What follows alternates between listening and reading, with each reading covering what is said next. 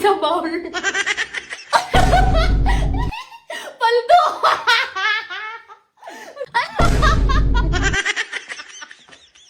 Ginagawa mo. Kuya, magpaliwanag ka. So yun mga katapang, bubulabugin natin yung kwarto ngayon ni Kuya kasi wala siya dito. Nasa Maynila siya. Ma, ano nga yung sinabi mo kay Kuya kanina? Sabihin mo kay kuya mo na magpadala siya ng pera, wala na tayong makain. Hindi yun ba? Yung isang sinabi ko, asarin natin ba? Sabihin mo, huwag ka nang bumalik dito, kaya na naming mabuhay nang wala ka. Ay, buwan. Sige na ba? Asar lang eh. Sige. O sabihin mo kay kuya mo, huwag mo na lang siya umuwi dito, kaya natin mabuhay. O Kuya, narinig mo yun. Huwag ka nang bumalik dito. Kaya na namin mabuhay nang wala ka. Pasok na tayo sa kwarto ni Kuya mga katapang. So, wala pang lock yung pinto ni Kuya mga katapang kasi kakakabit lang. Ayan no. Oh, pailaw muna tayo. Ayan. Ginagawa mo. Ang sarap pala matulog dito. Ang lambot ng kama. Dito tayo. Oh, may prutas pa. Kaya pala walang prutas sa kusina ha. Tinago mo pala.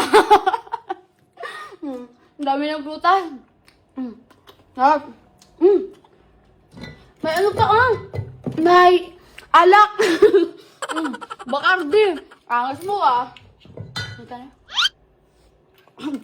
Ano ba yan? Alak ba to? Ihi. May mga pabango si Kuya mga katapang. Tignan natin. Yan. Tignan natin. Baka may ma-arbor tayo dito. Ano yan?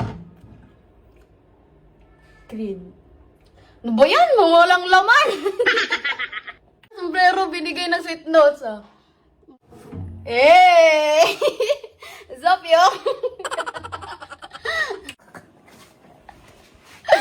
Ito, try natin to buksan yung vault ni Kuya mga katapang. Pag nahulaan ko yung password, magiging milyonaryo talaga ako. Ginagawa Try mo. natin yung, yung birthday niya. Baka birthday yung password niya. 2000. Ano ba yan? Wala talaga akong pag-asang magiging milyonaryo. Dito tayo.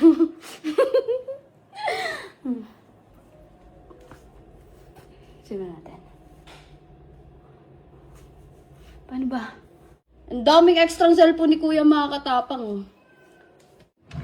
Ano ba yan? Uy! Ano to? Kuya! Magpaliwanag ka! Uli, pero di kulong. Ano ba yan? Tapos mo yan.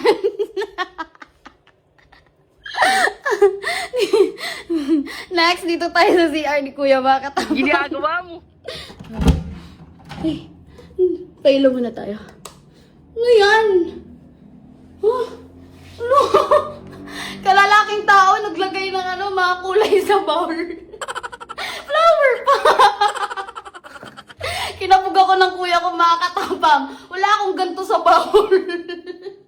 In fairness, mas malinis pa yung CR niya kaysa sa akin.